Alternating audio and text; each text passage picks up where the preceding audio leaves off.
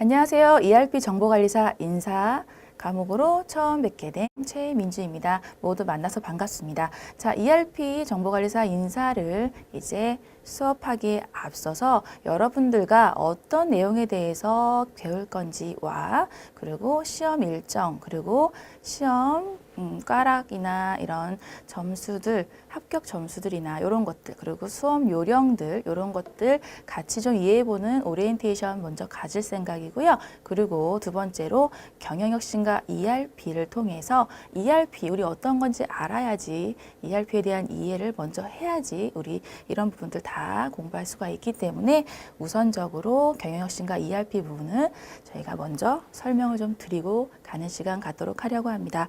네, 그러면 저희 오리엔테이션부터 시작할게요. 자, 우리 ERP 정보관리사 우리 책을 통해서 1, 2급 과정 교육을 할 텐데요. 자, 저는 책에 있는 순서대로 교육을 해 나갈 거고요. 파트 1과 파트 2를 통해서 경영혁신과 ERP에 대한 전체적인 이해를 돕고요. 그리고 파트 2를 통해서 인적자원 관리에 대한 전체적인 2회부터 시작해서 확보, 개발, 보상, 유지에 관련된 내용들을 함께 학습해 보고자 합니다. 이쪽 인적자원 관리 2회 파트 2 쪽에 있는 내용은 기초 전공 과목에 해당되는 내용이라고 보실 수 있어요. 그래서 용어 위주로 먼저 정리를 하시는 게 우선적으로 돼야 되는 부분이 있어서 제가 용어 위주로 정리를 꼼꼼하게 좀 해드릴 생각이고요. 자, 다음으로 2018년도 이제 시험 일정에 대해서 아셔야 저희가 공부를 할 수 있겠죠. 저희 2018년 시험은 총 6회가 실시됩니다. 2개월마다 한 번씩 시험이 있기 때문에 기회가 많은 시험 중에 하나니까 여러분들 딱 공부하겠다 하고 마음 먹으시고 바로 좀 공부 열심히 하셔가지고 바로 딱 합격하셨으면 좋겠어요. 아셨죠? 네, 그리고 합격 기준이에요. 지금 2018년도 3회차부터 시험 유형과 시험 기준이 약간 좀 변경이 됐어요. 그래서 합격 기준도 조금 바뀌었습니다. 1급 같은 경우는 이론 33문항에 실무가 25문항. 그리고 70점 이상 합격입니다. 실무 부분이 이제 강화가 되면서 시뮬레이션 부분으로만 강화가 되면서 문항수는 예전에 비해서 줄었어요. 30문항에서 25문항으로 줄긴 했지만 직접 다 메뉴를 찾아가 보고 입력해 봐야 되는 부분에 있어서 여러분이 조금 어려워할 수 있는 부분이 될 수도 있어요. 그래서 이 부분을 실무 부분도 조금 여러분들 연습을 이제 좀 많이 해봐야 되는 그런 상황이 됐습니다. 하지만 ERP 정보관리사의 목적이 실무 부분에 대한 우리가 실전에서 정말 회사를 다닐 때 필요한 부분을 습득하게 하기 위한 목적이 있기 때문에 이런 부분을 강한 부분이 있으니까 여러분들 이 부분 연습 많이 하시고 정말 실전에서 완벽하게 쓰실 수 있으시면 더 좋으시니까요. 저 통해서 저 따라오시면서 학습 계속 해 나가시면 되겠습니다. 아셨죠? 자, 2급은요. 이론 20문항이고요. 실무 20문항, 60점 이상 합격선이라서 2급이 조금 합격선과 또 꽈락은 40점이에요. 꽈락도 좀 낮은 수준이라서 2급이 조금은 수월하게 따실 수 있지만 자, 1급도 여러분들 도전해 보시길 바랄게요. 왜냐하면은 이론이 예전에 2급 부분의 이론 부분이 조금 양이 작았지만 지금은 1급 부분과 거의 이론이 거의 다 맞아 들어갑니다. 그래서 2급을 공부하시는 분들도 조금 공부하시다가 좀 재미가 나네 하시면 1급 부분도 조금 같이 해보셨으면 좋겠어요. 그래서 이 책도 1, 2급을 같이 통합해서 낸 이유도 그런 목적이 있어서 한 거니까 여러분들 저 따라오시면서 열심히 공부하시고 합격하시면 되겠습니다. 아셨죠? 네, 시험 시간은 이론 실무 각 40분입니다. 그리고 출제 유형 및 공부 방법 살펴보면요. 요거는 정말 어디 부분이 더 많이 나온다고 할 수가 없을 정도로 정말 골고루 출제가 되고 있어요. 그래서 놓칠 수 있는 부분이 없어요. 그래서 공부 잘 하셔야 되는 부분이 있어요. 아셨죠? 그리고 기출문제 위주로 공부하는 거는 기출문제가 생산성 공부 쪽에서 아직은 오픈을 해주고 있기 때문에 이건 기출문제 부분은 꼭 짚고 풀어 나가셔야 저희 시험 더 수월하게 붙으실 수 있으셔요. 알았죠?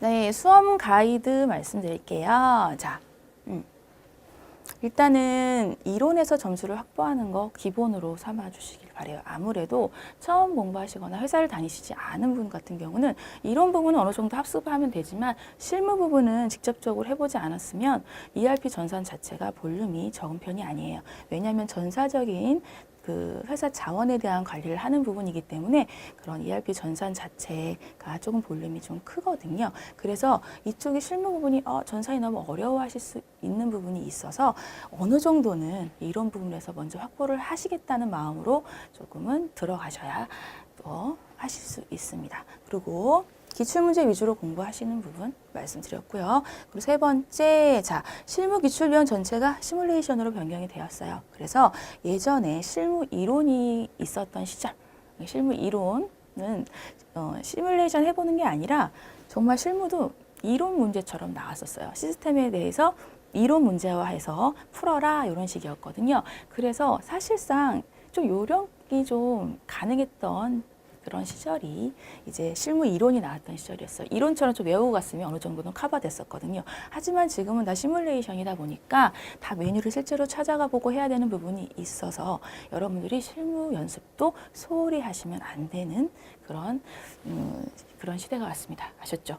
그러니까 실무 부분 연습도 꼭 해보시기 바랄게요. 눈으로만, 동영상 강의를 통해서 눈으로만 보시면은 여러분들 시험 보실 때 상당히 힘드실 거예요. 그러니까 꼭 실습 같이 해보시길 바라겠습니다.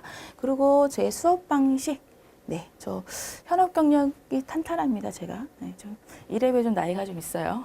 그래서 탄탄한 현업 경력을 바탕으로 네, 예시미 사례를 통해서 여러분들에게 최대한 쉽게 이해할 수 있도록 하는 수업 방식으로 진행할 거고요. 용어 정리 위주, 조금 개념이 좀 잡히게끔 이렇게 좀 수업을 좀 진행하려고 해요. 네, 그리고 저는 단기 합격을 목표로 하는 수업 방식으로 하고 싶어요.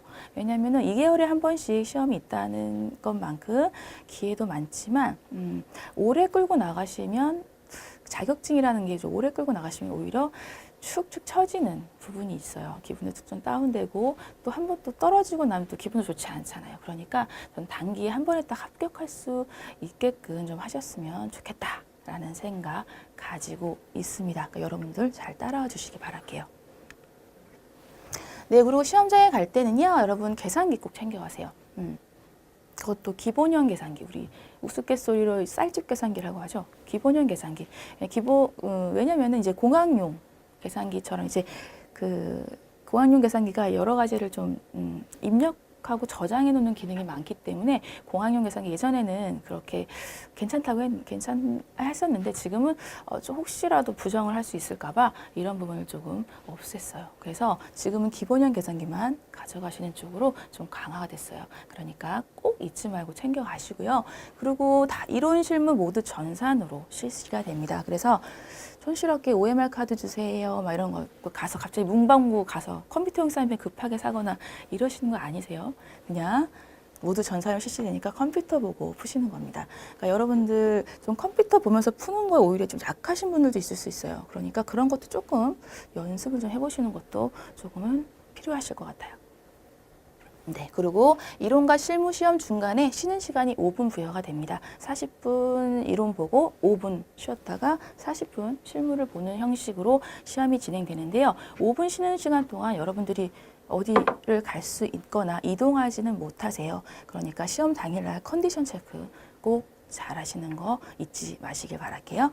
네, 그럼 즐겁게 강의 듣고 단기에 합격하는 거 우리 같이 해보도록 하겠습니다. 아셨죠? 파이팅입니다. 네, 그리고 ERP 정보관리사 인사. 우리 ERP가 어떤 건지 알아야지 저희 공부를 할 거 아니에요. 그죠? 그래서 경영혁신과 ERP 부분에 대한 내용 이번 시간에 같이 살펴보고 갈 건데요. 자, 책으로는 이 3페이지부터 보시면 되겠습니다. 네, 첫 번째 ERP의 정의 및 특징, 개념, 정의 및 역할 여기부터 수업을 할 거고요. 3페이지부터 시작해서 정리를 하겠습니다.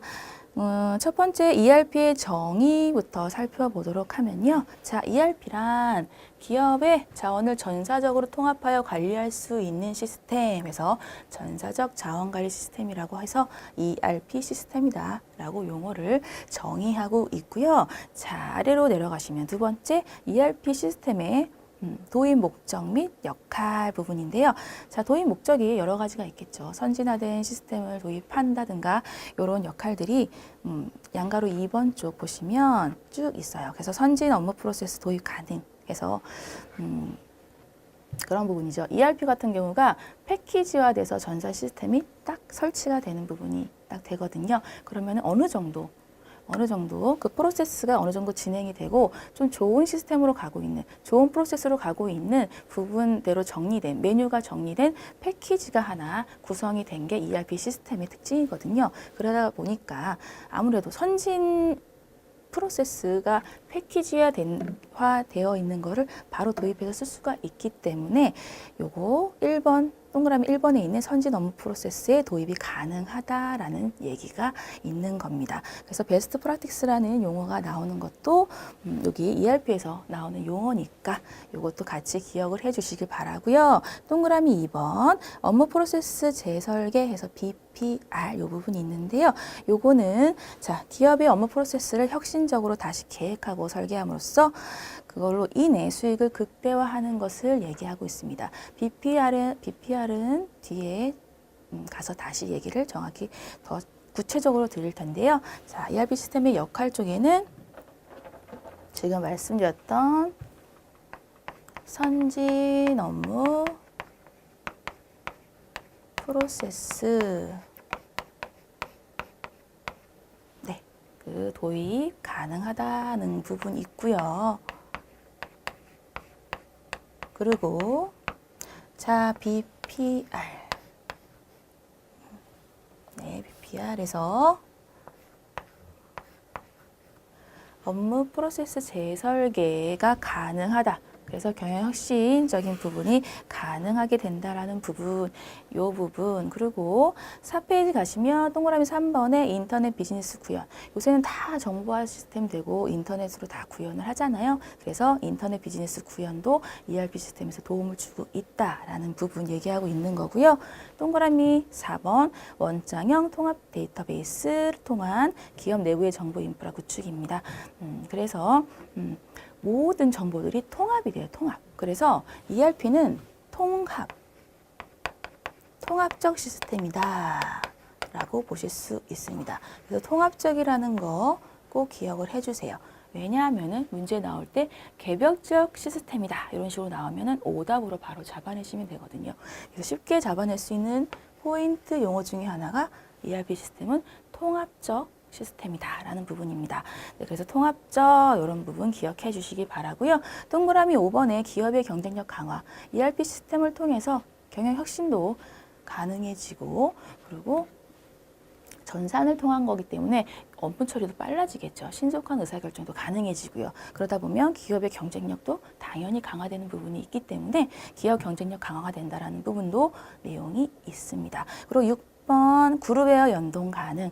회사마다 이제 전자결제 시스템이나 이런 것들이 도입된 그룹웨어들이 다들 좀 있으실 거예요. 그래서 그런 것과 같이 수행이 되도록 연동 가능하다는 부분 이런 것들이 ERP 시스템의 역할이 되겠고요.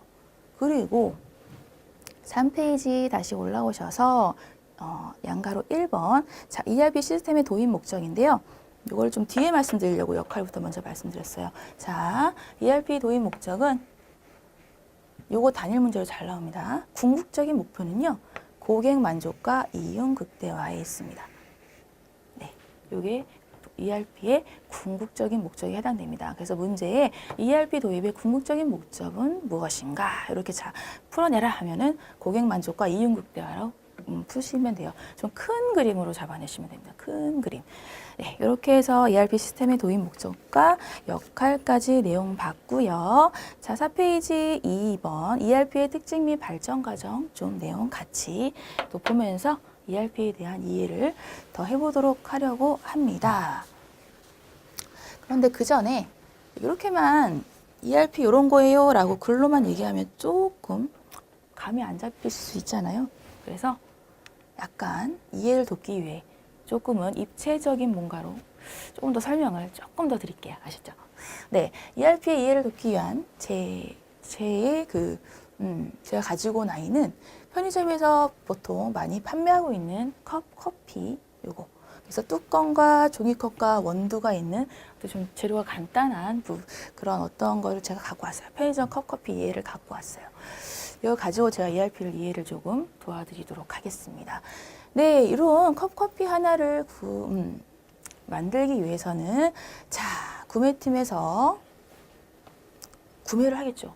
일단 뚜껑도 구매하고 종이컵도 구매하고 원두도 구매하고 이렇게 구매를 하겠죠. 그리고 그 다음에 자, 생산팀에서 이제 구매팀에서 구매 부분에 대해서 재료를 가지고 이제 만들겠죠. 그렇죠? 이런 절차가 있고 또 영업부서에서는 이거 팔아야죠. 팔아야지 우리 매출이 발생할 거 아니에요. 팔아야 되는 부분이 발생합니다. 그리고 인사는 여기 생산팀에서 일한 애들, 구매팀에서 일한 애들, 영업팀에서 일한 애들 그 인건비 줘야죠. 이런 부분 그거 다 발생 원가 그런 것들에 대해서 계산을 하는 부분이 있고요. 회계 쪽은 비용, 원가파 이런 걸 통해서 관리를 하겠죠. 그래서 구매팀에서는 매입을 발생시키고 생산팀에서는 이제 생산 비용이 발생되고 영업에서는 매출을 발생하고 인사에서는 이런 인건비나 이런 원가 부분이 발생이 되고 회계에서는 이제 이런 걸 통해서 관리를 하게 되는 부분이 회사 전반적인 전사적으로 돌아가는 내용인데 요거를 통합적인 DB에서 다 입력한 정보들이 통합적으로 원장형 통합 데이터베이스로 구축이 되는 부분이라서 다 통합 관리가 가능하게 됩니다. 어느 부서에 있어도 생산팀에서 올린 DB가 보여지고요. 회계팀에서 올린 거, 영업팀에서 올린 DB가 보여지는 거죠. 그래서 통합적으로 관리가 가능하다라는 부분이 이전 ERP의 전체적인 약간 간략한 그림인데요. 이러다 보니까 ERP 도입하면 어떤 점이 좋은지를 우리가 파악할 수가 있어요. 어떻게 파악할 수 있냐면요. 자, 이게 이렇게 전사적으로 잘 돌아가고 있다가 어느 순간 보니까 회계팀에서 보니까 왜 이렇게 구매 원가가 원가가 왜 이렇게 많이 올랐지? 이런 식으로 원가가 너무 많이 오른 거야, 원재료비가. 그래서 원재료 비용이 왜 이렇게 올랐을까라고 해서 의아해지는 거죠. 그래서 이제 파악을 해보는 거죠. 왜 원재료 비용이 올랐어? 그러면 구매팀에 물어보죠. 그럼 원두가 이번에 뭐 수확이 잘 안 돼가지고 우리 쪽에서 공급 받고 있는 원두 쪽, 그쪽 나라 쪽하고 연관했을 때 저 수확이 잘 안 돼가지고 좀 원두 값이 좀 올랐어요. 라고 된 거죠. 그래서 원가가 좀 올랐네요. 원재료 원가가 올랐네요. 이렇게 된 거죠. 그랬을 경우에는 그러면 그 비싼 데 말고 다른 데로 해. 다른 원두를 사. 이런 식으로 의사결정을 할 수 있게 되겠죠. 의사결정. 그래서 ERP를 통해서 우리는 바로 의사결정을 신속하게 할 수 있다는 점이 되겠고, 그리고 잘 이렇게 돌아갔어요. 또 언제 이거 바꾸고 잘 돌아갔는데 어느 순간 보니까 생산팀에서 갑자기 인건비가 확 올랐어요. 인건비 왜 이렇게 올랐어? 이렇게 된 거죠. 이제 관리부서에서 왜 이렇게 올랐지 했더니 보니까 생산팀에 이게 너무 사람들이 없는 거예요. 없어가지고 초과 근로를 너무 많이 하게 된 거죠. 그러다 보니까 할 수 없이 이제 OT 비용 발생되죠. 1.5배, 2배 이렇게 발생을 하는 부분이 있죠. 그래서 인건비가 초과 근로로 인해서 너무 확 뛰어버린 거죠. 그러면은 신규 채용해 이런 식으로 되는 거죠. 신규 채용해야지 뭐 이런 의사결정이 되는 거고, 그죠? 그리고 잘 돌아가다가 신규 채용까지 했어요. 잘 돌아가다가 자 봐서 보세요. 이게 편의점에서 불티나게 팔린대요. 인기가 많대요. 그런데 편의점 갈 때마다 이게 컵커피가 없는 거예요. 그러니까 이제 소비자들이 불만이 폭주한 거죠. 아니, 이 커피는 갈 때마다 없어요. 이런 거죠. 회사에서 막 클레임 막 거는 거죠. 그랬을 경우에 이제 관리부에서 왜 물건을 못 대? 이렇게 되는 거죠. 왜 물건이 왜 없어? 편의점에 물건이 왜 없는 거야? 그랬더니 발주를 얘네들이 물건이 있던 말던 발주를 일주일에 한 번밖에 안 하는 거예요. 영업팀에서. 이게 없을 때마다 바로바로 실시간으로 해야 되는데 발주 시스템이 우리는 없다는 거죠. 실시간 발주 시스템이 없어요. 그래서 파악이 안 되니까 우리는 일주일에 한 번밖에 못 해줘요. 이렇게 된 거죠. 영업팀에서. 무슨 말도 안 되는 소리 하냐? 이렇게 회사에서 나올 수가 있죠. 그래서 그러면 뭐 CRM 같은 CRM은 SCM 이런 공급망 관리 이런 거를 조금 실시간으로 할 수 있는 걸 좀 도입해서 그런 실시간 발주로 좀 들어가 이렇게 되는 거죠. 그래서 SCM도 구축할 수 있게 되는 거고 같이 이런 식으로 의사결정이 신속하게 되는 부분이 생긴다라는 부분이죠. 그러다 보니까 구매팀 같은 데서도 이제 구매팀, 생산, 영업팀 어느 부서에서든 뭔가 일반적이지 않은 경우가 발생하게 돼서 비용이나 원가가 많이 올라가는 경우가 생기는 걸 바로바로 파악할 수 있으면서 의사결정이 신속하게 된다라는 부분이 ERP를 통해서 우리가 좋게 발전될 수 있는 내용이 되는 부분이고요. 그리고 또 하나 이런 경우도 있죠. 우리 구매팀 지금은 ERP가 없었을 시절 우리 구매팀 하나하나 이제 수기 작성하면서 몇 개가 오늘 10개 샀어요. 오늘 10개 샀는데 9개가 나갔고요. 1개가 남았네요. 이렇게 수기로 다 작성했던 시절, 그 시절에는 구매팀에서 솔직히 띄어먹는 것도 가능했어요. 비싼 거 있죠. 메인보드나. 그리고 뭐 철강 같은 거, 이런 거 비싼 품목들이 있잖아요. 그런 거 구매팀에서 엄청 해먹었거든요. 그런 것들. 근데 지금 ERP 도입하면 소위 짤 없죠. 그런 거 다 관리가 되니까 이거 하나 어디 갔어? 이렇게 된 거죠. 그런 식으로 관리가 되니까 어찌 보면 투명 경영도 가능해진 거죠. 누가 띄어먹을 수 없는 상황이 된 거죠. 그렇죠? 그렇게 이해하시면 될 것 같고요. 이건 회계팀에서도 장부를 가지고 장난칠 수 없게 되는 상황이 되는 부분이니까 DB에 다 입력이 되는데 다 통합이 되어버리는데 뭐 하나 우리가 수기로 불법으로 할 수 있는 부분이 없어져 버리는 거죠. 줄어들게 된 거죠. 그러다 보니까 투명 경영도 가능하게 되겠구나. 크게 이런 부분이 우리 회사의 경쟁력을 높아질 수 있는 요소들로 작용을 하게 된다라는 부분. 그래서 ERP가 중요하다. 그래서 ERP를 도입하게 됐다라고 저는 한 번 더 좀 강조를 드리고 가겠습니다. ERP 조금 이해가 좀 되셨을까 모르겠네요. 어쨌든 ERP는 좋은 거예요. 네, 그러면 다음 넘어갈게요. 자, ERP의 특징 및 발전 과정 4페이지 계속 연결해서 볼 텐데요. 자, ERP의 특징 중에는 기능적 특징과 기술적 특징 이렇게 있습니다. 그래서 요거 기능적 특징과 기술적 특징 이런 식으로 문제 나올 때 기능적 특징에 해당되지 않는 것 이러면서 기술적 특징에 있는 것 쑥 넣어서 틀린 것 찾아라 이런 식으로 하는 경우가 많이 나옵니다. 그러니까 기능적 특징과 기술적 특징이 뭐가 있는지 꼭 기억을 하고 가실게요. 4페이지고요. 1번 양가로 1번의 기능적 특징입니다. 자, 동그라미 1번 다국적 다통화 다언어 지원인데요. ERP 시스템은요, 우리 한 나라에서만 쓰는 게 아니고 여러 나라에서 쓰는 경우가 많아요. 그래서 ERP 같은 경우는 다국적, 다통화, 다언어. 그래서 어떤 ERP를 딱 여러분들이 딱 사용하실 때 그런 거를 조건을 선택하라는 게 있어요. 그 나라를 선택해라. 우리나라 뭐 KR, 보통 KR이죠. 통화를 선택해라. 그럼 우리 원이고, 그리고 세법 같은 것도 나라마다 달라요. 그래서 이런 부분, 세법이나 이런 것들도 그 나라 국가에 맞게끔 세팅이 되어 있어요. 그래서 어느 나라에서든 다 쓸 수가 있게 되는 거죠. 그래서 이렇게 골라내는 부분이 있어서 다국적, 다통화, 다언어 지원이 가능한 게 ERP 시스템이다.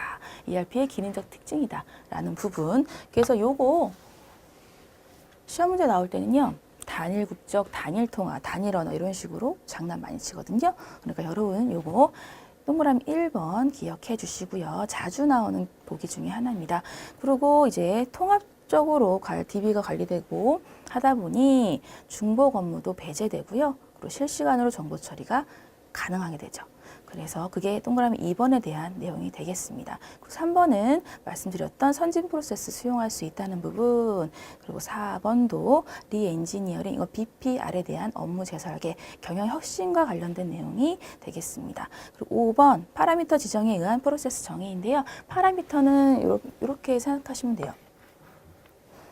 우리가 만약에 컴퓨터 같은데 이제 볼륨 이렇게 되어 있는 거 있잖아요. 볼륨 이렇게 되어 있는 거 있으면 뭐 이렇게 몇 가지 선택하라고 이렇게 나와 있는 것들이 있어요. 그래서 요거를 더 올리고 내리고 올리고 이런 것들이 있고, 체크를 하냐 안 하냐 이런 것들. 여러분들이 하나하나만 체크를 하거나 체크를 푸는 형식으로 해서 지정을 해주는 게 파라미터 지정이라는 거예요. 그래서 이렇게 해서 좀 편리한 기능으로 ERP가 되어 있다라는 부분이 이 부분이 되겠고요. 그리고 자, 경영 정보 제공, 그리고 경영 조기 경보 체계를 구축한다는 게 6번인데요. 말씀드렸죠. 어떤 부분에 원가가 튀는 부분 딱 발견해서 의사결정 바로 할 수 있는 거죠. 경영 정보, 어떻게 조기 경보 체계 구축이라고 볼 수 있는 거죠. 그렇게 이해하시면 되고요. 7번 투명 경영 수단으로 활용된다. 아까 구매팀에서 띄어놓을 수 없는 부분, 이런 것들 투명 경영 수단이 가능해진다. 그리고 8번 오픈 멀티 벤더입니다. 그래서 어떤 시스템하고도 다 연관이 가능해요. 전산이니까 전산끼리 서로 연결해서 오픈해서 구축할 수도 있고, 그룹웨어랑도 연동이 가능하다고 말씀드렸듯이 오픈 멀티 시스템으로도 할 수 있다는 게 특징입니다. 그리고 양가로 2번 이제 기술적 특징 보실 텐데요. 기술적 특징 4세대 언어. 그래서 우리가 얘기하는 일반적인 언어가 아니라 4제네레이션이죠. 그래서 C 언어라든가 비주얼 베이직이라든가 이런 컴퓨터 용어들이 해당이 됩니다. 그렇게 이해하시면 되고요. 그리고 케이스 툴 사용한다는 부분, 그리고 3번 관계형 데이터베이스, 그리고 5페이지에 4번 객체 지향 기술 사용, 그리고 5번 인터넷 환경에 이 비즈니스 수용할 수 있는 멀티티어 환경 구성인데요. 자, 다른 것들 이런 부분 이해하실 텐데, 객체 지향 기술 같은 경우는요, 우리 ERP가 모듈별로 있어요. 인사, 회계, 생산, 물류 이런 모듈별로 있거든요. 그런 모듈을 요거 하나만 띄워서 쓸 수도 있고, 인사 하나만 쓸 수도 있고요, 4가지를 다 쓸 수도 있고, 2가지를 쓸 수가 있고, 이렇게 되거든요. 그래서 그렇게 따로따로 쓸 수도 있고 뭉쳐 쓸 수도 있다라고 해서 객체 지향 기술 사용한다고 얘기를 하고 있습니다. 그렇게 이해하시면 되고요. 그리고 인터넷 환경 통한 거, 그래서 다 오픈하고 멀티로 다 이용할 수 있다 해서 멀티티어 환경 구성이라고 얘기를 하고 있습니다. 그래서 기능적 특징과 기술적 특징 부분 이해를 해 주시고, 그리고 여기 구분해서 틀린 거 찾아라 이런 식으로 나오니까 꼭 기억해 주시길 바랄게요. 잘 나옵니다.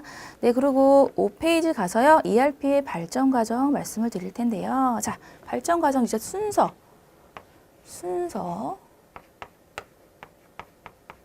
MRP에서 MRP2, MRP2에서 ERP, ERP에서 확장형 ERP로 오는 순서는 기본적으로 반드시 외워주셔야 되는 부분이고요. 이건 시대에 따라서 발전을 하는 단계로 얘기를 하고 있습니다. 그래서 MRP 이거는 자 1970년대이고요. 이거는 자재 소요량 계획을 위한 목적으로 도입된 게 MRP예요. 그래서 자재가 수급이 잘 그때그때 안 되거나 아니면 너무 재고가 많이 나와버리거나 이런 상황을 줄이기 위해서 도입한 거예요. 그래서 주요 기능 또한 자재 수급 관리와 재고의 최소화에 있습니다. 이런 쪽이 있고요. 네, 그리고 MRP2 같은 경우는 80년대예요. 1980년대고요. 자, 자재 소요량 계획에서 자재나 재고 최소화의 목적을 달성한 시스템이 MRP인데 요건 도입됐지만 아주 뭔가 좀 부족한 것 같아요. 그래서 약간 원가나 이런 쪽까지 볼 수 있는 회계나 아니면 마케팅까지 좀 포함해서 같이 좀 발전시키면 좋겠다라고 해서 도입된 게 MRP2이다 보니까 요거는 전체적인 생산 자원 계획이라고 얘기를 하는 부분이고요. 그리고 요거를 통해서 원가 절감의 목적을 달성할 수 있게 됩니다. 그러고 나서 90년대 오시면 자, 우리 지금 배우고 있는 전사적 자원 관리고요.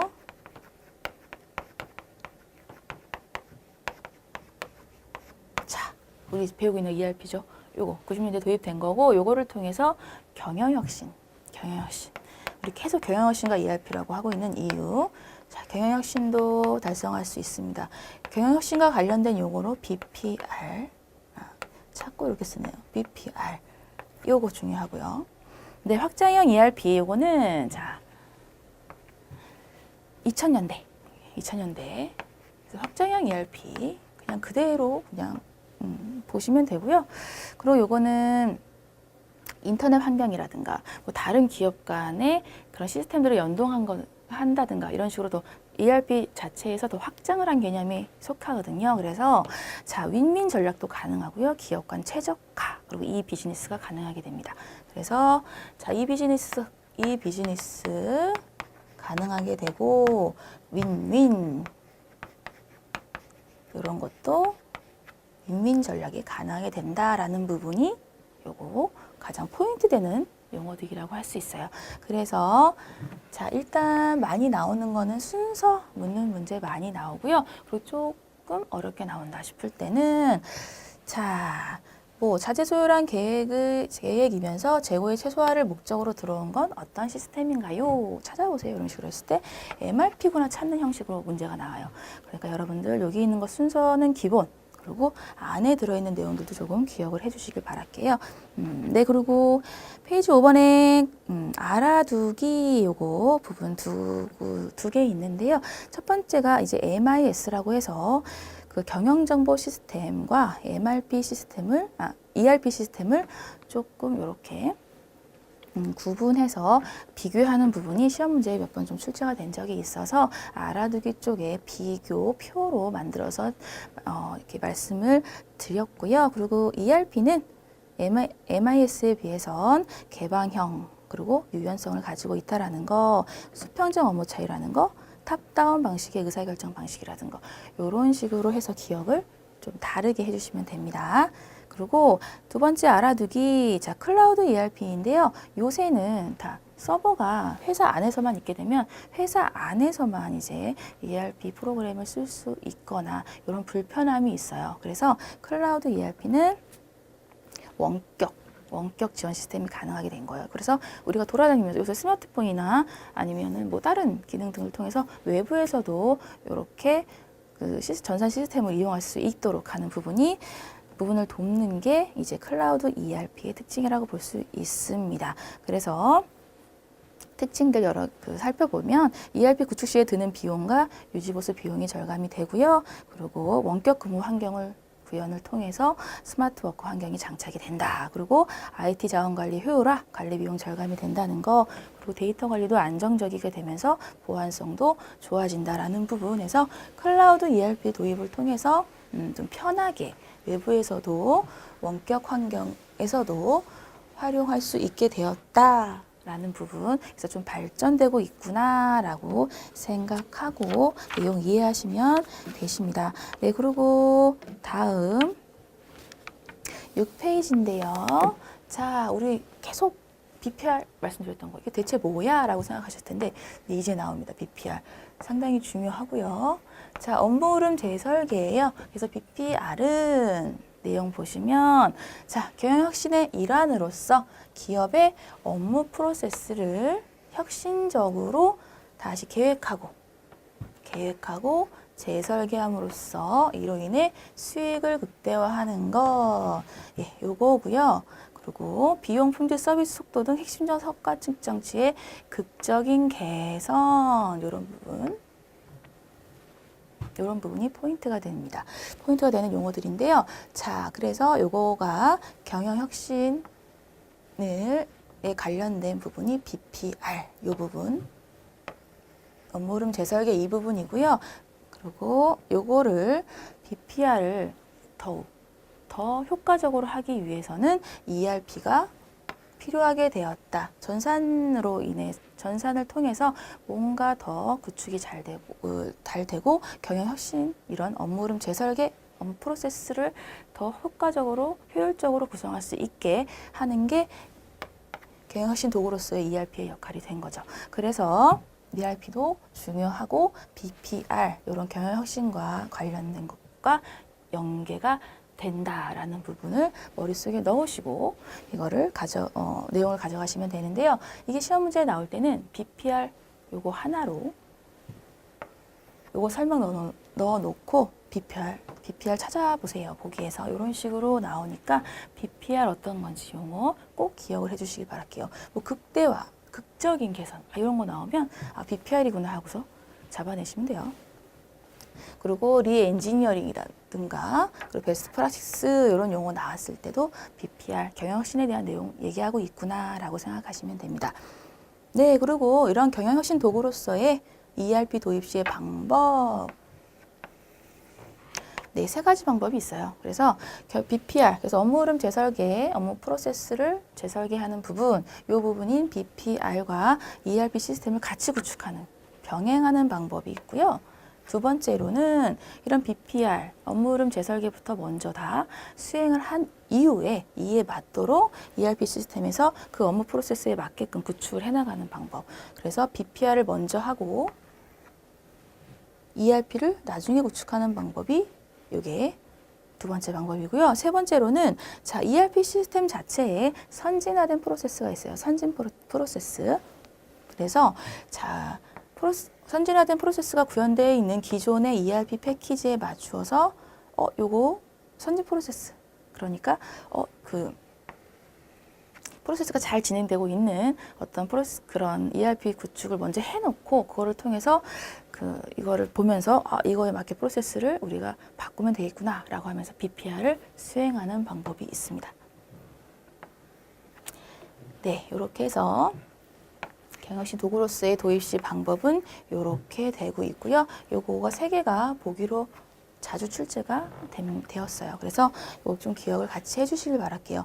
경영혁신 도구로서의 ERP 도입 시 방법으로 맞지 않는 거 이런 식으로 나와서 요 3가지 이외의 것을 넣어서 틀린 거를 찾도록 하는 문제 유형이 잘 나왔으니까 여러분들 지금 기억을 잘 해두시기 바라겠습니다. 네, 그리고 다음 네, 이거 좀 이해를 더 도와드리려고 또 만들어드린 거. 네, BPR 이전 업무 흐름, 업무 재설계 이런 것들이 제대로 되지 않았었던 BPR 그런 수행 이전의 은행과 BPR 이후의 은행을 좀 비교해봤어요. 여러분들 좀 이해를 좀 돕기 위해서. 그래서 BPR 이전 이런 뭔가 업무가 흐름이 좀 제대로 되지 않았을 때, 좀 불편했을 때죠. 여러분들이 지금은 이거 상상도 못 하실 거예요. 어리신 분들 상상도 못 할 테지만 저는 이런 시절을 아는 사람 중에 하나라서 은행 가면은 저축만 담당하는 곳이 있었고 뭐 대출만 담당하는 데가 있고 신용카드만 담당하는 이렇게 따로따로 다 있었어요. 그럼 여기 가서 또 내 신분증도 복사하고 서류 작성하고 따로따로 다 했고 또 여기 딱 업무 딱 끝났어요. 그럼 대출 창구에 가서 또 작성하고 내 신분증 보여주고 또 뭐 하고 이렇게 식으로 따로따로 다 순서를 기다려 따로따로 했었거든요. 얼마나 불편해요. 근데 지금은 우리도 딱 은행 가면은 딱 창구 하나만 딱 가잖아요. 은행 직원한테 딱 한 명 가서 내 신분증 보여주고 이런 업무를 다 하고 싶어요 라고 얘기하면 바로 해주죠. 몇 개 서류 알아서 다 주죠. 관련된 서류들을 그렇게 해서 한꺼번에 수행할 수 있게 되는 부분이 된 거죠. 이게 다 업무 흐름 재설계를 통해서 가능하게 된 거예요. 그래서 여러분들이 지금은 이론처럼 들리실지 모르겠지만 우리 실생활이 이렇게 편하게 된 이유는 다 ERP, EI와 BPR, EI의 역할이 상당히 큰 거예요. 아셨죠? 네, 우리 그래서 되게 중요한 거 배우고 있어요. 자부심을 좀 갖고 가셨으면 좋겠습니다.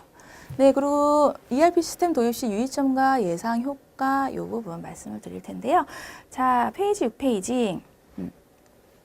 ERP 시스템 도입 시 그냥 막 아무거나 좋다 이런 거 어디서 좋대 이렇게 막 말 들어가지고 팔랑기 돼가지고 고르시는 거 아니고요. 이것도 선택 기준이 있죠. 그죠? 어떤 기준을 가지고 선택을 하게 되잖아요. 그거에 대한 내용이에요. 그래서 페이지 6페이지 보시면 양가로 1번에 ERP 시스템 도입 시 선택 기준. 자, 자사에 맞는 패키지 선정하는 거 중요합니다. 자사에 맞는 패키지, 자사에 맞는 패키지. 어느 회사 이런 데 있었어요.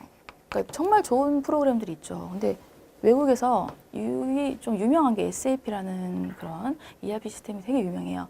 다국적 회사나 대기업에서 많이 쓰는 SAP라는 시스템이 있는데 이게 유지보수 비용이 연간 억 단위고요. 그리고 뭐 보수 교육 같은 그런 교육 같은 거 받으러 가는 것들 있으면 뭐 2박 3일 2박 3일도 아니고 한 2, 3일 뭐 7시간씩 뭐 이틀 3일 이런 교육 직원들 교육해 주는 거 그것도 몇백만 원씩이에요. 교육비가. 그러니까 너무 살벌하죠. 그러니까 좋은 건 알겠지만 이런 유지 비용이 너무 살벌한 프로그램이 있어요. 근데 우리 회사는 중소기업인데 이게 좋대. 이거 좋긴 하죠. 하지만 우리 분수에 맞진 않잖아요. 유지보수 지금 내가 1년에 매출이 1억이 나올지 안 올지는 모르는 판에. 그죠? 지금 1억이 넘는, 유지보수면 1억이 넘는 패키지를 도입하면 뭐 하겠어요. 그래서 자사에 맞는, 분수에 맞는 패키지를 고르는 것이 중요합니다. 그리고 두 번째, TF팀은 최고의 엘리트 사원을 구성해야 된다라는 거. 그래서 TF팀이라고 해서 테스크포스 팀이라고 해요. 그래서 어떤 프로젝트가 있을 때 거기에 딱 투입이 딱 돼서 요거 프로젝트가 마감될 때까지 이런 사원들이 그 프로젝트를 마감하는 거죠. 그러다 보니까 좋은 사람들이 해야겠죠. 업무 능력 좋은 사람. 그래서 최고의 엘리트 사원을 구성해야 된다라는 부분이 이 부분이고요. 그리고 3번 경영진을 확보하는지. 이게 ERP 시스템 구축하는 게 보통 일이 아니에요. 컨설턴트 들어와서 저도 해봤지만 몇 개월씩 3, 4개월 보통 아니면 6개월씩이라고 잡고 구축된 다음에도 계속 또 고쳐야 되는 부분, 수정해야 되는 부분도 있고 해서 이게 보통 일이 아니거든요. 회사에서 정말 사활을 건 것 중에 하나가 ERP를 잘 구축하느냐 부분이 되다 보니까 경영진이 조금 귀찮아. 이거 꼭 해야 돼? 막 중간에 이러면 안 되고요. 끝까지 하자. 이렇게 확보해야 됩니다. 그런 것들이 있고요. 그리고 현업 중심의 프로젝트 진행을 해야 된다라는 거. 그래서 현업 중심. 현업에 맞게끔 프로세스가 진행이 되게끔 ERP를 구축을 해야 되겠죠. 생뚱맞은 프로세스를 가지고 현업에 투입하면 현업하는 사람들 거의 멘붕 오잖아요. 멘붕. 그러니까 그러면 안 된다라는 부분이 됩니다. 그리고 6번 구축 방법론에 의해 체계적인 프로젝트 진행한다. 5번 경험 있고 유능한 컨설턴트 활용. 그리고 커스터마이징 최소화 이런 부분인데요. 커스터마이징은 최소화한다. 이 부분 좀 기억을 해주세요. 자, 왜냐면은 커스터마이징이 주문 제작이에요. 주문 제작. 그래서 우리 회사가 그 특이한 점이 좀 많아서 이렇게 주문 제작 형식으로 ERP에다가 뭐 이거는 좀 변형해서 해주세요. 변형해서 해주세요. 우리에 맞게 좀 바꿔주세요 하면서 ERP를 구축하게 되면요. ERP 그 원 ERP 프로세스 가지고 있는 거를 최대한 이용해서 해야 좋은데 이렇게 자꾸 뭐가 붙어요. 자꾸 뭐가 붙으면 생각해 보세요. 비용도 많이 들겠죠. 시간도 많이 들겠죠. 그죠? 그래서 이런 것들이 좋지가 않아요. 그래서 커스터마이징은 최소화하는 게 좋다라는 부분. 그래서 최대화 이런 식으로 나와서 장난 많이 치거든요. 그러니까 커스터마이징, 주문 제작은 최소화해야 된다라는 거 꼭 기억해 주시고, 자, 7페이지 넘어가셔서 다른 부분 전사적으로 다 참여를 해야 된다. 그리고 자, 변화관리 기법 도입, 그리고 지속적인 교육도 필요합니다. 교육. 한번 딱 도입하고 나서 도입한 사람만 프로그램 돌리는 거 알면, TF팀 애들만 이 프로그램에 대해서 알면 안 되겠죠. 그러니까 다 전사적으로 지속적인 교육을 해주고 워크숍도 필요하다라는 부분 중요합니다. 그리고 자, ERP 시스템 도입 시 예상 효과인데요. 자, 이 부분 내용 보시면, 자, 7페이지 내용 보실게요. 자, 통합 업무 시스템 구축. 우리는 ERP 쪽에 중요한 용어, 통합. 개별 업무 이런 거 아니에요. 통합이에요, 통합. 요거 중요한 개념이고요. 네, 그리고 재고 물류 비용 감소한다. 그런 부분. 자, 원가 감소한다는 거, 재고 비용 감소. 그리고 고객 서비스 개선되겠죠. ERP의 최종 목적은 고객 만족. 이윤 극대화잖아요. 그러다 보니까 고객 서비스 개선 효과도 있고 수익성도 높아지고 생산성도 높아지고 이런 부분은 좀 논리적으로 상식적인 선에서도 충분히 이해되실 부분이니까 그냥 쭉 보고 넘어가시고요. 자, 중요한 거 나옵니다. 리드 타임. 리드 타임 감소예요, 감소. 리드 타임 증가하면 틀려요. 리드 타임 감소입니다. 리드 타임은 제조회사에서 봤을 때는 생산에서 그 생산 완성이 될 때까지의 그 시간이라고 보시면 되는데요. 요게 ERP 도입 전에는 재고 같은 것도 언제 들어오는지 모르고 뭐 만들다 보면 재고 갑자기 뚝 떨어져 버리거나 이렇게 관리가 안 돼 버리니까 통합적 관리가 안 됐던 시절에는 리드 타임 생산에서 완성되는 시간까지가 너무 오래 걸렸어요. 근데 요것이 ERP 통해서 딱딱딱 재고 딱 들어오고 딱딱딱 다 떨어지잖아요. 그러니까 리드 타임도 감소하게 되는 거죠. 그래서 ERP 도입하면서 리드 타임이 감소하게 됐다라는 거, 이거 중요하고요. 그리고 쭉 넘어오셔서 네, 투명 경영 가능해지고 계속 나온다는 건 중요한 부분 중에 하나라는 거죠. 그리고 자, 표준화, 단순화, 코드화. 자, ERP 시스템, 자, 뭐든지 시스템, 전산 시스템 같은 경우는 다 코드화되어 있는 부분들이잖아요. 다 뭐 그 코딩을 하기 위해서는 이거를 다 어떤 C01 이런 식으로 하거나 A1 글로 쓰는 게 아니라 이런 어떤 코드를 주잖아요. 그러기 때문에 표준화, 단순화, 코드화가 된다는 거. 이 부분 내용 알아두시면 좋겠고, 그리고 우리 사이클 타임 감소 있습니다. 사이클 타임.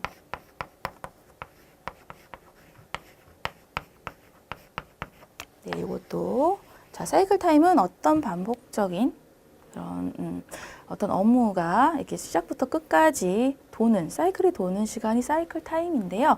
자, ERP 도입 전에 급여를 이제 생각해 봤을 때 ERP 도입 전에 급여를 이제 하려고 했어요. 그럼 생산 부서가 A부터 뭐 C까지 생산부서 세 군데가 있다 했을 때 여기 초과 근무 수당을 계산하기 위해서는 여기서 OT 자료 다 수기로 된 거 받아오고 P 가서 수기로 된 거 다 받아오고 해서 시간 오늘 연장 시간 얼마고 심야 시간 얼마고 이렇게 다 해서 수기로 계산을 했던 시절 ERP 도입 전이었거든요. 이때 시간이 얼마나 오래 걸렸겠어요, 그죠? 근데 ERP 딱 도입하고 나서는 다 바로 생산팀에서 전산에 뚝뚝 입력해. 그러면 딱 입력하죠. 그러면 그게 그냥 쑥 키만 딱 하면은 쑥 돌아가죠. 생산 그 초과 근무 수당을 계산하는 시기에 쑥 돌아가게 됩니다. 그래서 얼마나 편해졌어요. 그러다 보니까 사이클 타임이 감소하게 된다라는 부분이 생긴 거죠. 그래서 여기 영어 3개 나오죠. 커스터마이징, 리드 타임, 사이클 타임. 다 줄어드는 겁니다. 요거 3개는 기억하세요. 잘 나와요. 네, 그리고 최신 정보 기술 도입된다라는 부분 이렇게 해서 정리를 드릴 거고 8페이지 가셔서요. 자, ERP 성공 실패 요인 및 성공 전략 10개명인데요. 자, 이 부분은 책만 내용을 보고 그냥 간단하게 넘어가겠습니다. 조금 상식적인 선에서 생각하실 수 있는 부분이라서 네, 여러분들 8페이지 내용만 쑥 읽고 갈게요. 자, 성공 요인 이거는 자, 경영자의 계속적 관심 그리고 기업 전원이 참여하는 분위기가 조성되어야 된다라는 거. 그리고 5번 정도 기억하세요. 다른 건 다 전에 말씀드렸던 부분들이 다 겹쳐서 5번 IT 부서 중심 또는 업무 단위별 프로젝트 진행하지 않는다. 여기 IT 부서 중심으로 돌아가면 안 된다라는 이유. 전산이니까 ERP가 전산이니까 IT 부서 중심으로 돌아가면 되지 않아? 라고 생각하지만 IT 부서는 그 개발 쪽 프로그램 하시는 분들 그 부분만 거의 중심으로 아시기 때문에 실제로 현업에서 어떻게 돌아가는지 잘 모르세요. 그래서 IT 부서 중심으로 하는 게 아니라 현업과 IT 부서가 둘 다 서로 조합해서 으쌰으쌰해서 만들어야 된다라는 부분. 그래서 IT 부서 중심으로만 돌아가면 안 됩니다. 그리고 업무 단위별로 추진하지 않는다인데요. ERP는 말씀드렸듯이 아시죠? 통합. 그래서 업무 단위별, 무슨 부서별 이렇게 나오면 틀려요. 아셨죠? 그래서 업무 단위별로 프로젝트 진행하면 안 돼요. 그래서 5번 좀 기억해 주시고 커스터마이징 최소화 말씀드렸던 부분입니다. 네, 실패 요인은 다 부족한 거죠. 기술도 부족하고 자질도 부족하고 쉽게 이해하고 가시면 되고요. 자, ERP 도입 시 성공 전략 10개명인데요. 여기도 좀 겹치는 부분들이 있어요. 그래서 IT 중심으로 프로젝트 진행하지 말라는 거 2번 정도 기억해 주시고 6번에 단기간 효과 위주로 구현하지 말라는 부분 그리고 1번 현재의 업무 방식을 그대로 고수하지 말라는 이유는 우리 BPR 말씀드렸죠. 업무 흐름 재설계, 프로세스를 효과적으로 만들려고 하는데 현재 업무 방식 그대로 고수하면 이게 말짱 꽝이잖아요. 그래서 1번도 좀 기억을 해주시기 바라겠습니다. 그리고 8번 최고 경영진을 프로젝트에서 배제하지 말라. 최고 경영진이 도와주셔야 돼요. 이렇게 ERP 구축하고 잘 실행되도록 계속 밀어줘야 되는 입장이 되기 때문에 프로젝트에서 배제하면 안 됩니다. 그리고 9번 업무 단위별로의 추진은 실패의 지름길입니다. 업무 단위별 이런 거 별 나오면 틀려요. 통합이 통합. 이렇게 생각하시면 됩니다. 네, 그리고 다음 9페이지 넘어오셔서요. ERP 시스템 구축 부분 말씀드릴 텐데요. 자, 여기 구축 절차 및 내용이 정말 중요해요. 정말 중요합니다. 그래서 순서 첫 번째 분석, 설계, 구축, 구현에서 이 부분 순서는 반드시 외워주세요. 분설, 구현 이런 식으로 앞자만 분설, 구현 앞자 뒷자 따서 이렇게 외워주시는 쪽으로 해주시던가 이런 것 꼭 순서는 반드시 외워주시고요. 순서 안에 있는 아이들도 어떤 아이들이 있는지 이 부분도 중요하니까 같이 지금 딱 기억을 딱 해주시길 바랄게요. 딱 들을 때 딱 아셔야 딱 즉각적으로 딱 아셔야 딱 정말 좋은 것 같아요. 네, 분석 단계에서는 일단은 현황 분석을 하겠죠. 에지지 분석이 들어가고요. 네, 그리고 TF팀 결성을 합니다. TF팀 결성은 태스크포스 팀, 프로젝트 있을 때 딱 구성되는 팀이죠. 어벤져스 같은 팀, 이런 팀이죠. 그래서 TF팀 결성 여기에 해당이 되고요. 그리고 이제 시스템을 설치하게 됩니다. 소프트웨어든 하드웨어든 ERP 구축할 수 있는 그런 환경을 만드는 것을 하는 단계가 분석 단계에 해당되고요. 설계 단계에서는 이제 우리 요거 구축하면서 어떤 점이 좋아질까? 이런 부분에 대해 생각할 수 있겠죠. 그래서 미래의 업무, 투비 프로세스를 도출하게 된다라는 부분, 이 부분이고요. 그리고 갭 분석에서 현황과 미래에 해당되는 갭 분석, 그리고 패키지 기능과 투비 프로세서의 차이를 분석하는 게 갭 분석에 해당이 됩니다. 그걸 설계 단계에서 하는 부분이고요. 드디어 우리 ERP 패키지 설치하게 되는 게 설계 단계에 해당되겠습니다. 그리고 패키지 설치한 다음에 파라미터 설치 우리 체크하는 형식으로 말씀드렸던 거 파라미터 설치하게 되고요. 그리고 우리 여기 주문 제작에 해당되는 커스터마이징을 설계 단계에서 하게 돼요. 우리 회사만의 정말 독특한 것이 있을 수 있잖아요. 그래서 최소화해야 되는 것도 중요하지만 커스터마이징이 없을 수는 없어요. 그래서 커스터마이징이 설계 단계에 들어간다라는 부분. 그리고 구축 단계에 들어가면요. 이런 모듈에 대해서 조합을 합니다. 네, 우리 ERP 4가지 모듈이 있었잖아요. 우리 배우는 거 생산, 물류, 인사, 회계 이렇게 있는데 그 물류를 서로 현업에서 이렇게 IT 부서와 이제 잘 협의를 해서 컨설턴트와 잘 협의를 해서 업무 프로세스를 재설계하는 입장에서 되게 효율적으로 만들었어요. 그 다음에 그 모듈들이 서로 통합이 잘 되게 하기 위해서 조합을 시키는 게 모듈 조합화라고 하고 있는 거고 구축 단계에 해당이 된다. 이렇게 해서 보시면 되고요. 자, 이제 테스트합니다. 각 모듈별로 테스트한 다음에 이게 서로 통합이 잘 되는지 통합 테스트 하게 되고요.